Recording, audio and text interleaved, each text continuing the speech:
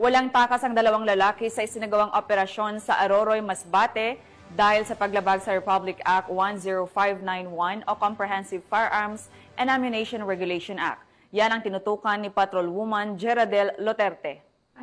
Dalawang binata matapos makuha na ng hindi lisensyadong baril, bala at patalim sa loob ng isang KTV bar sa Barangay Bagauma, Aroroy, Masbate.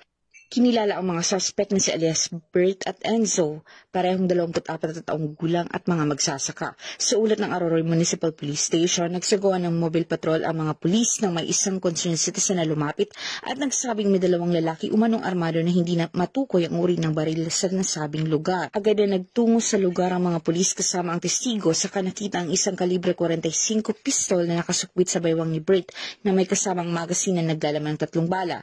Samantala, na-recover naman kay alias Enzo ang isang magazine para sa kalibre 45 na may 8 bala at 2 patalim. Aresto ang dalawang akusado matapos na wala na silang naipakitang kaukulang dokumento para legal na magmay-ari o makapagpadala ng mga nasabing armas at bala.